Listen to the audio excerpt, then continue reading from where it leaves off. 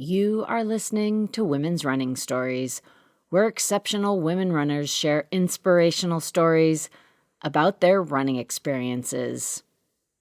Hello, my name is Grace Norman, and I am a 4-time Paralympic medalist for Team USA.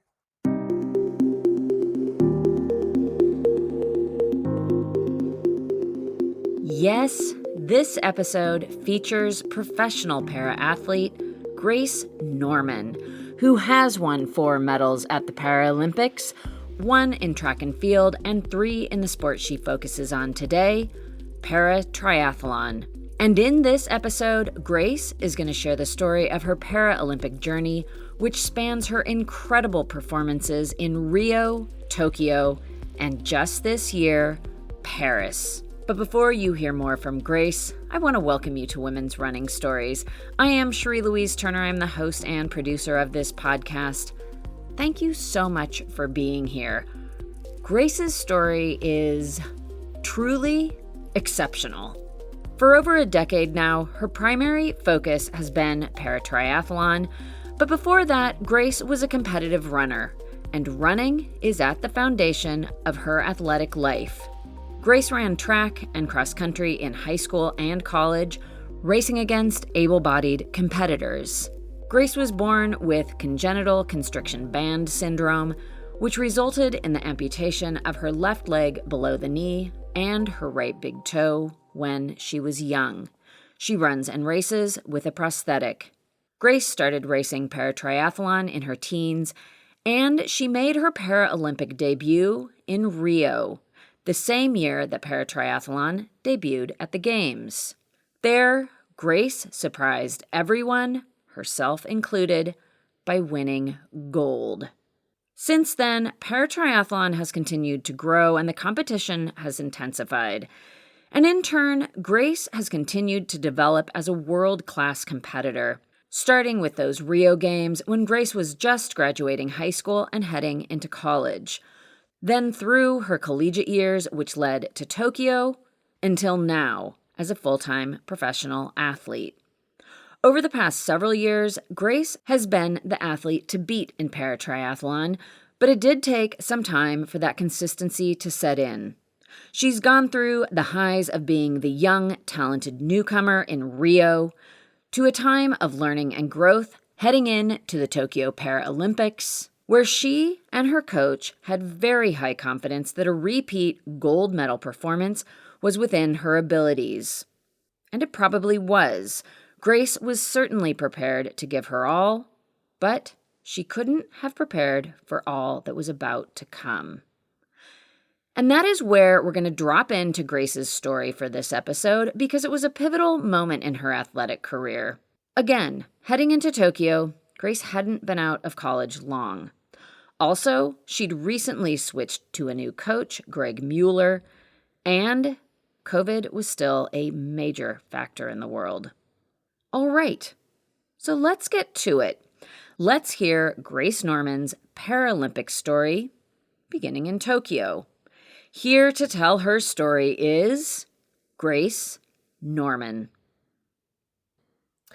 Tokyo was a very interesting experience for me. It was, Paralympic Games, so in that right, each Paralympic Games are so different from each other, and they're all still very special experiences, even if the outcome wasn't exactly what I had hoped.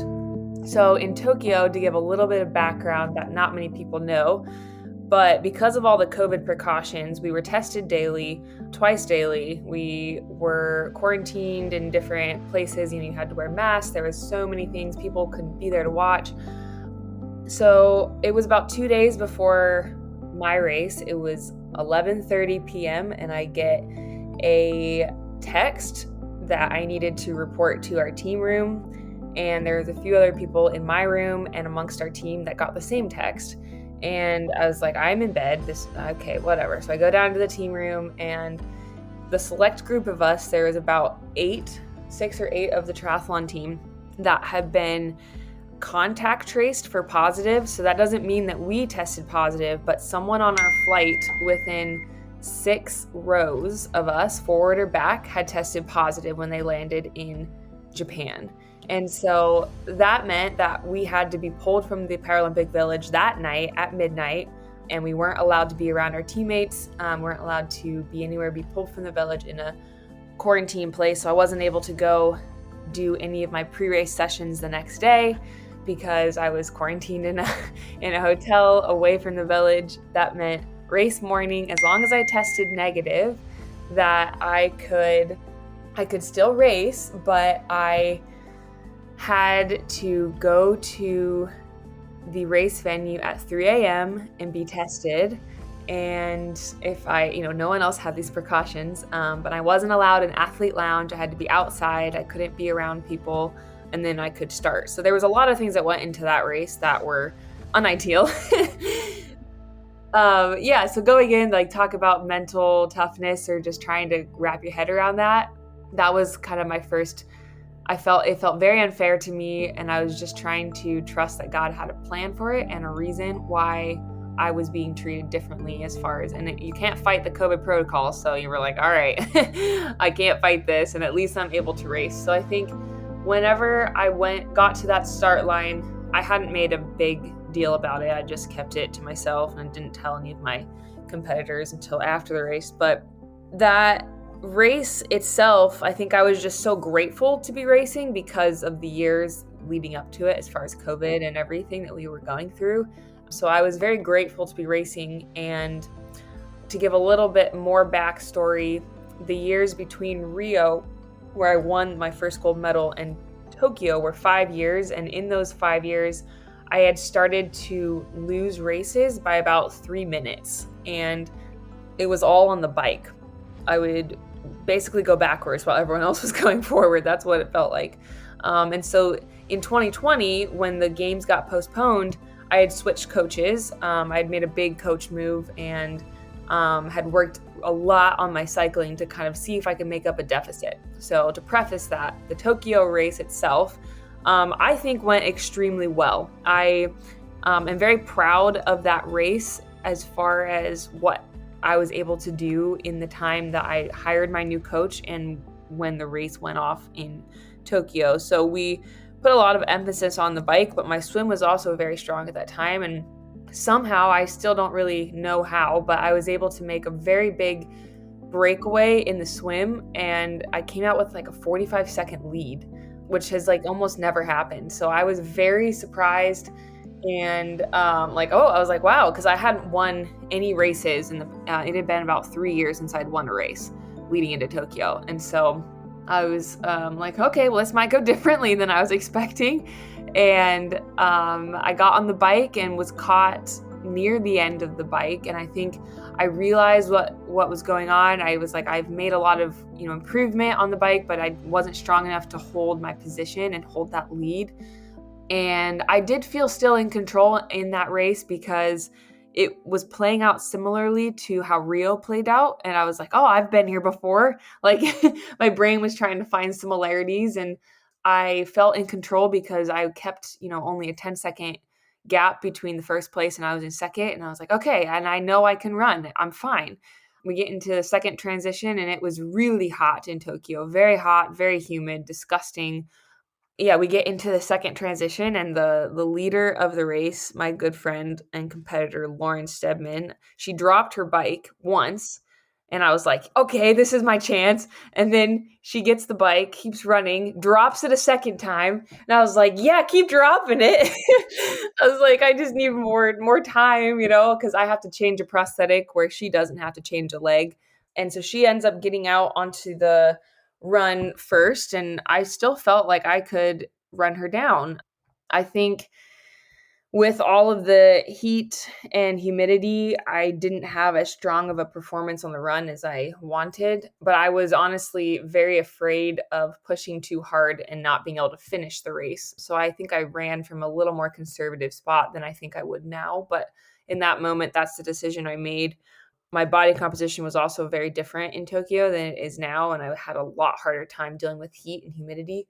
So I think I had come to the realization that I was not going to win that race, I think very early on in the run, where I just wasn't making up the ground. And I started the run, I think, 15 seconds back, and by the first lap, I think I was 20 seconds back and wasn't making anything up. And I realized that it was probably not going to be my day as far as taking home the gold, but I was still very proud of my efforts. And when I finished, that smile and my reaction was very genuine because I was very proud of the work that I put in leading into that race. And I was proud of the gold medal winner, Lauren Stedman. We had been friends, and I knew how hard she had worked as well. And I respect her greatly and was proud of her. And she had a better, stronger race that day. And that doesn't mean that I didn't want to come back in Paris and beat her. But yeah, so there was definite pride in my performance and trying to come to terms with like a silver because I had never gotten a silver. And I think, the journey was started then because, the race, I wasn't upset afterwards. I was very happy. I was excited. And then I think over the last 3 years has kind of proven that I did not like to lose. Yeah, Grace doesn't like to lose. And as the first para-athlete to ever win gold in the paratriathlon, she knew what winning at the Paralympics felt like. So after Tokyo, Grace was ever more determined to get back to her gold medal winning ways for Paris. Grace's road to Paris, however, didn't start in Tokyo, or even at her first Paralympics in Rio. The reality is that Grace's road to Paris started as far back as she can remember, and it did start with running. I grew up in a family of runners. I was like a jogging stroller baby where my mom would take us on her runs and we'd be in the jogging stroller until we were old enough to go on bike rides while she ran and then run eventually with her. And it was something that I always looked up to do. Like we didn't really grow up, like I don't have any brothers, so like running was what we did. And I have all sisters, we all did it. And so it didn't really matter that had a prosthetic to me or to my family. It was okay, well, if you love it, we're gonna make it work. And before I got my first like running prosthetic, I was doing everything that I could on what I had. And that was basically a foot that felt like it just felt like a piece of wood. Like it didn't have any spring or, like whenever a normal foot and leg mechanics is, you hit, you push and you get a push off and there's, a return and the energy that you can put into your foot returns and it helps you walk. With a prosthetic that is not fitted for athletics at all, and the older prosthetics, now they're a lot better, but it was like you put the energy down into the ground, into that prosthetic foot, but it wouldn't spring and give you anything back. And so if you think about it, from, ever since I could walk until a freshman year of high school, I was just beating this piece of wood until it like this prosthetic foot to get as much return as I could out of it, and it was just not working. It wasn't giving me anything, and so I had a really bad like limp and hitch and everything. And when I first got my first prosthetic of my athletic prosthetic, it was night and day. I never felt like a smooth push off or roll off from my left side. And when I got that prosthetic, the Oster running blade, it was life changing. I had it for about 48 hours before I ran my district's cross country race. And within those 48 hours, kind of got comfortable on it and what I thought it could do. And between the two races of the week before when I was running on my old prosthetic and that one, I took off 2.5 minutes in a 5K just because I had that smooth rollover of like what it felt like to have 2 feet for the first time in my life. And I ran that entire race with the biggest smile on my face because I truly felt that there was so much untapped potential in my life and in my running and sport career that I finally felt equal to everyone on that starting line. But it took me a long time to figure out the potential that it had and figuring out how to trust it and use it. So with a prosthetic and a running blade, you have to load it in order to get the spring. So if you load it going in the opposite direction that you want to go, it will send you in the opposite direction. So, like if I hit like a rock and it hits the force, it doesn't hit straight down, it'll send that leg to the opposite direction or a different force vector. And so learning how to use it and learning how to trust it and put the correct forces and how to hill run, it's very different than what you would on a normal foot. There's a lot of different techniques and stuff that go into learning it. But as an amputee my whole life, I have had to be pretty adaptive quickly and adapt to different prosthetics my entire life. But the athletic ones definitely take a little special difference. But once you get it and once you trust it, it's so freeing and gives you so much more ability to be fast and feel your true potential.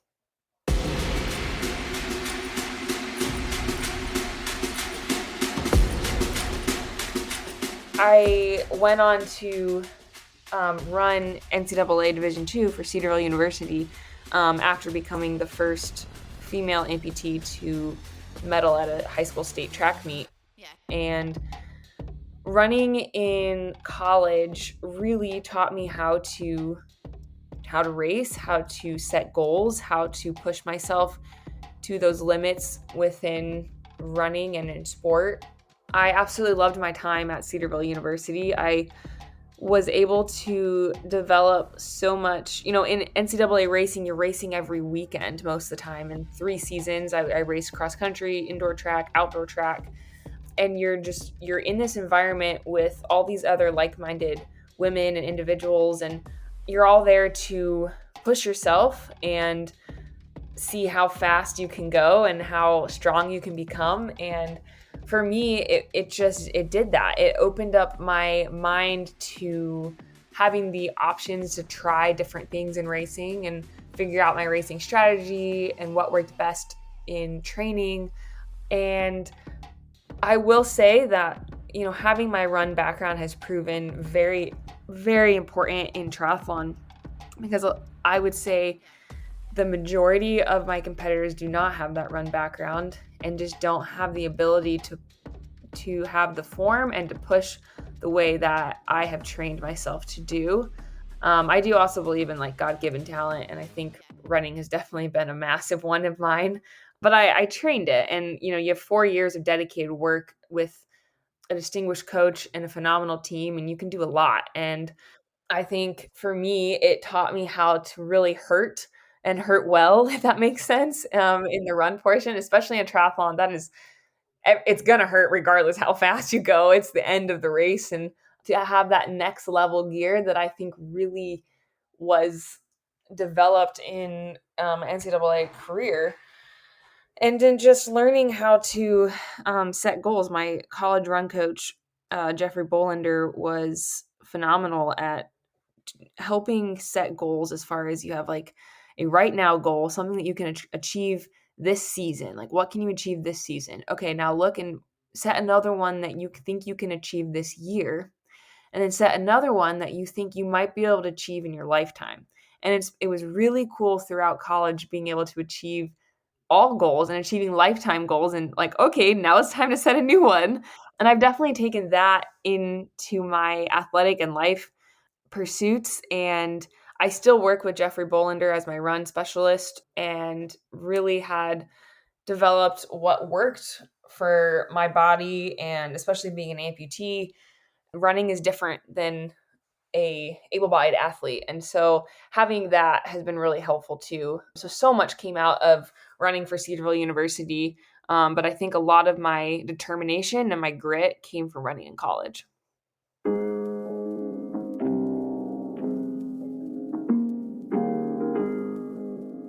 So for Rio, I was 18 years old. I had just started Paratriathlon 2 years prior, when I was 16. That's the earliest that you can start triathlon and racing at the elite level. And Paratriathlon had been around for years before I started, but it was debuting in 2016 in Rio.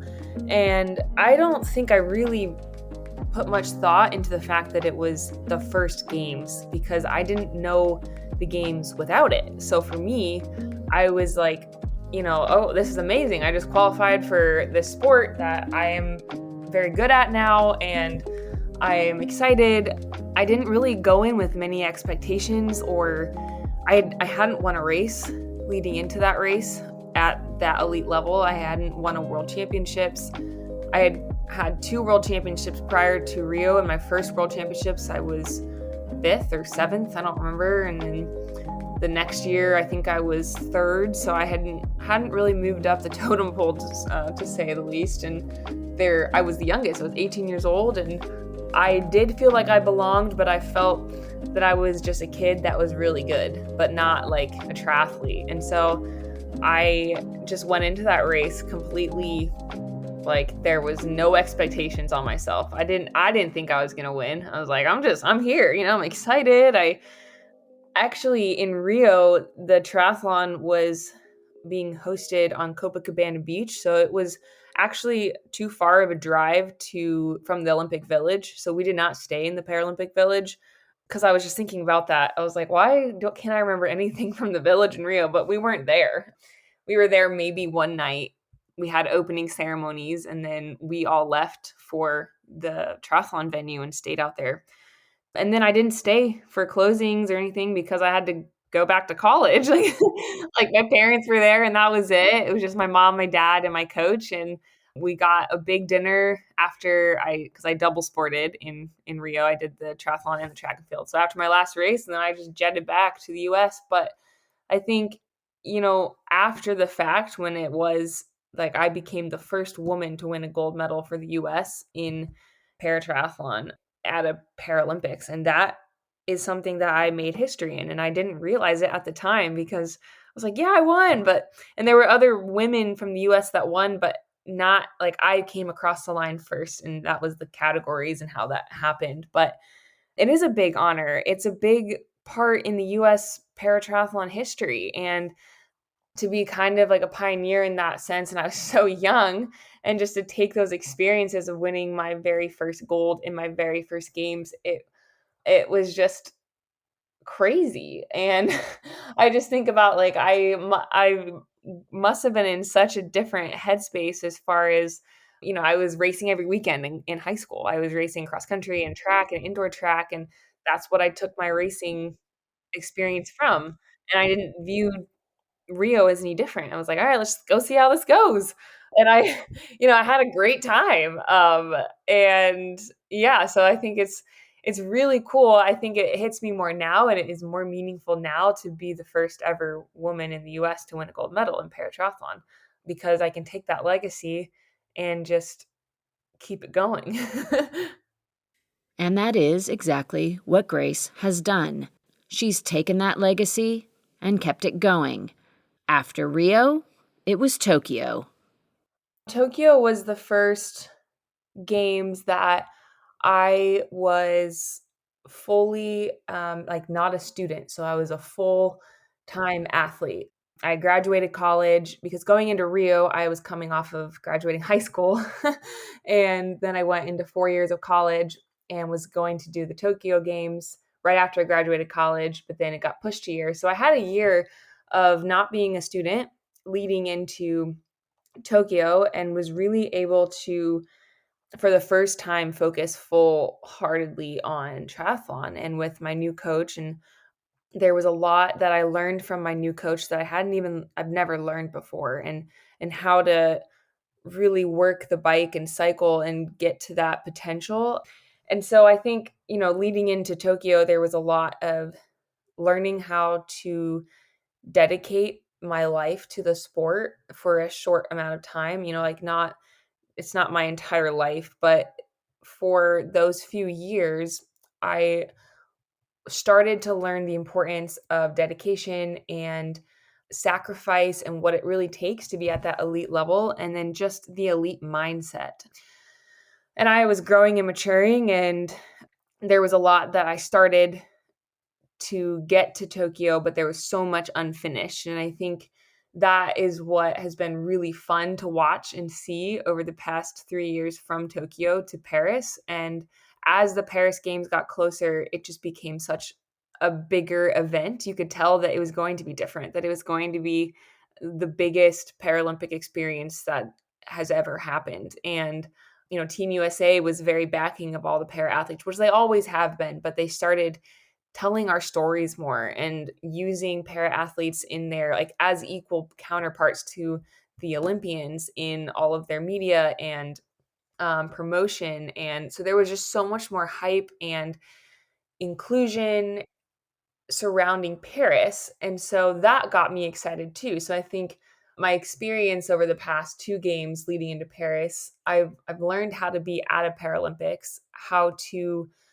focus and hone in on why I'm there instead of getting caught up in being at the Paralympics, seeing it as another race, but also as an event that comes with all of its own entities. Whereas, you're all living in the same place, but very different. In the most two recent games, they've been cardboard beds. So learning how to sleep in in unideal situations, learning how to keep a good schedule with a roommate that I haven't had a roommate that's not my husband in, years, and just like, you're eating together, everything is so different. And so learning using those experiences, even drawing from Rio and Tokyo, made me feel better prepared going into Paris.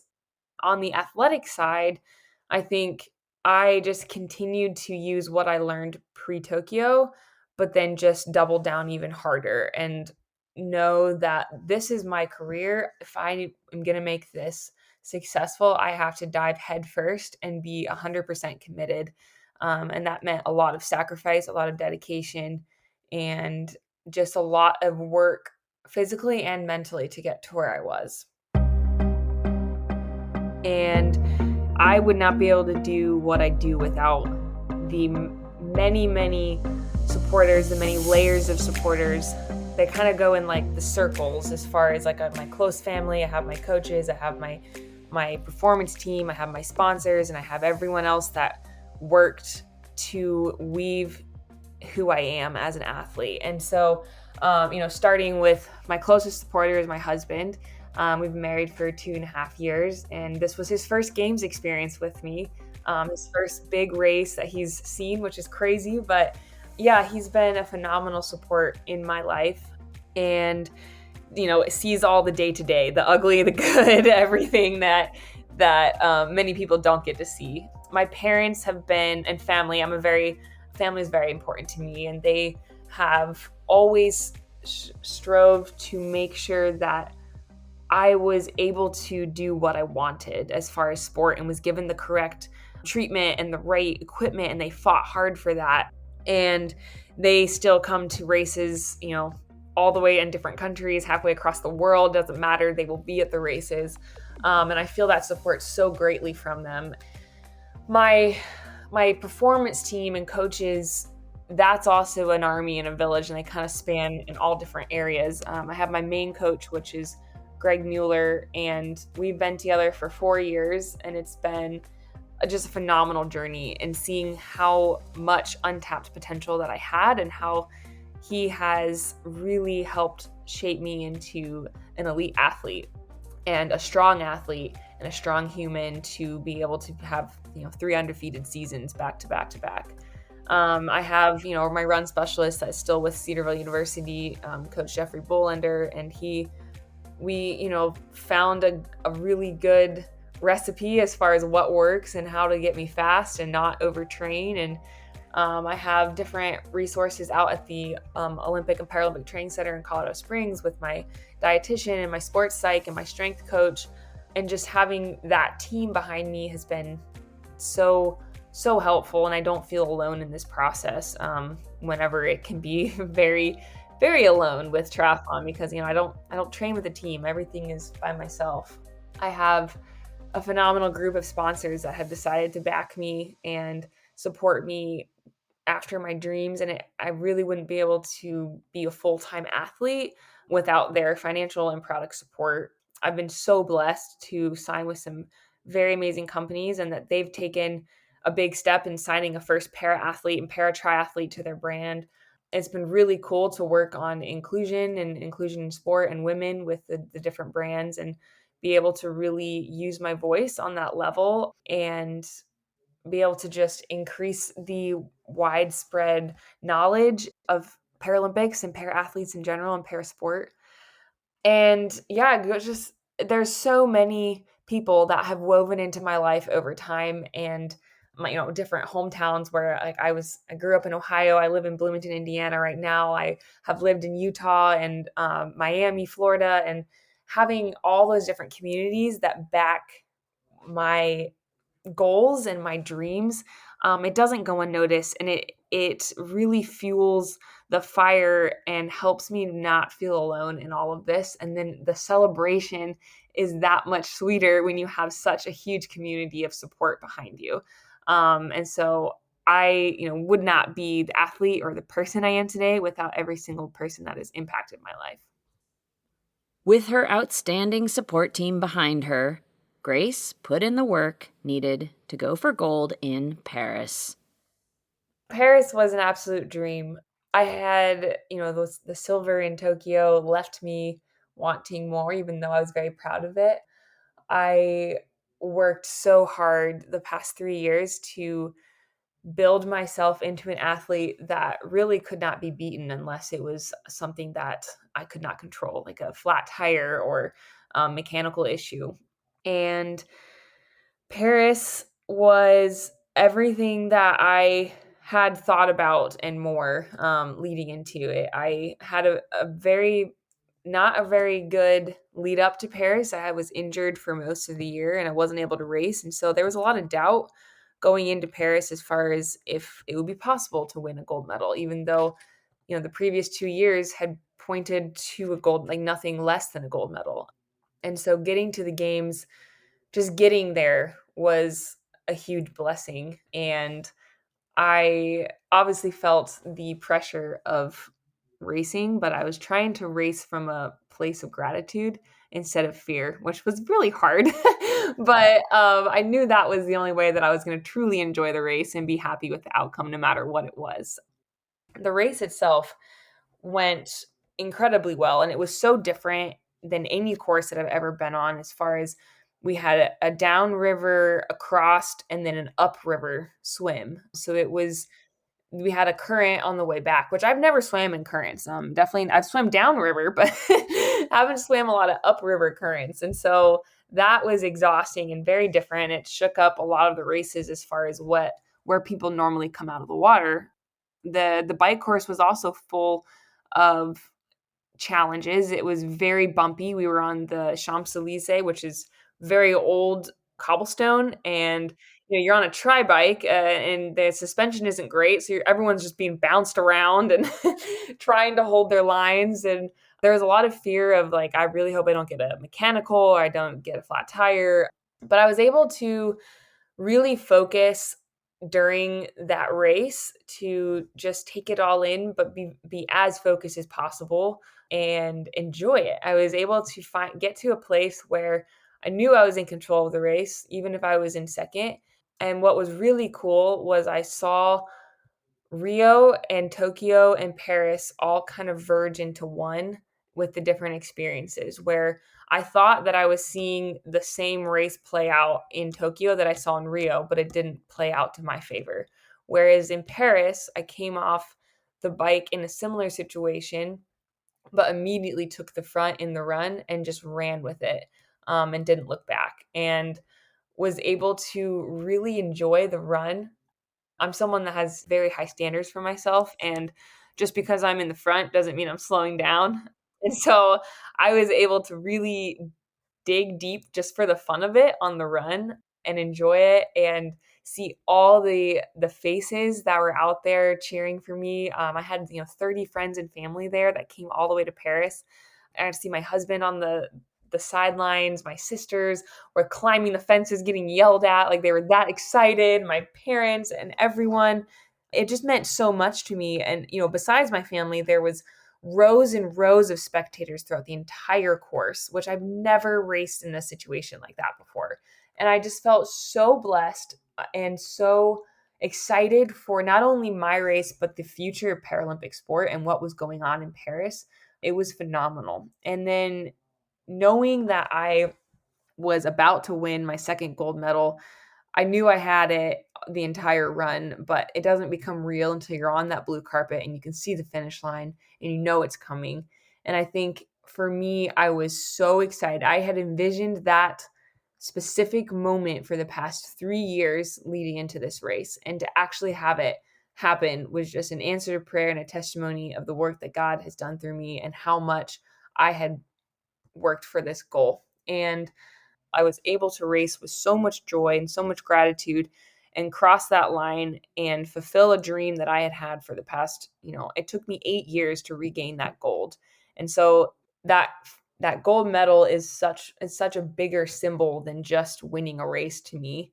And it overtook me at the finish line, and I was, so grateful and joyful for everything that I had been through the past, 10 years of my career. And it just was a phenomenal moment. And then I got to hear my national anthem again 8 years later, because I don't play it if you get second. I did not get to hear that in Tokyo, and I missed it. And it was just so sweet to be able to share that again, hear it, and share it with my entire family and everyone who had supported me.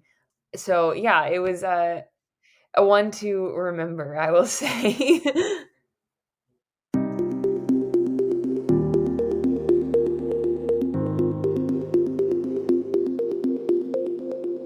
One to remember. Absolutely. And to add to her gold medal in Paris, Grace Norman just won her 5th Paratriathlon World Championship title last month in October. What a truly awesome season. Wow. Congratulations so many times over, Grace, and thank you for coming on the podcast and sharing this really amazing story. It really is awe-inspiring. And of course, I wish Grace all of the best on everything going forward. So I am sure that you will want to join me in following Grace Norman, so please look to the show notes and see how you can do that. That does bring us to the end of Grace Norman's story on the podcast. Thank you again so much for being here. I always appreciate you coming here and listening to these stories. And I also appreciate you sharing women's running stories with other people who you know will like these stories too. Thank you. And that is going to do it for me. This is Cherie Louise Turner. I'm the host and producer of Women's Running Stories. And until next Tuesday, I wish you joyful, strong strides forward. Women's running.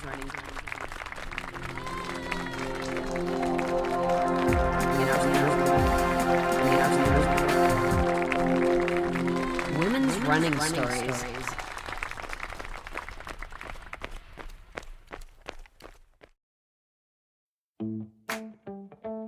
Running should be simple. Just put on your shoes and go.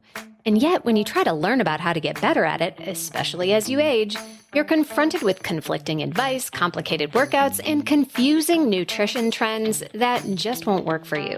On The Planted Runner, I'll share exactly how to run faster, longer, and feel great doing it at any age, because you don't have time to waste. I'm Coach Claire Bartholic, and I went from not running at all in my late 30s to finishing a marathon in 2:58 at age 42, all on a plant-based diet. I've helped hundreds of runners achieve new personal records well into their 60s and even 70s with science-backed training, plant-based nutrition, and proven mental strength techniques. Each episode of The Planted Runner is like a private coaching session on the run, where you'll learn from me and the guests I interview. You'll get actionable lessons to help you become a better runner every week and reach goals you never thought possible. Whether you're training for your first 5K or your 50th marathon, take along The Planted Runner on your next run. Let me show you how your best running is still ahead of you.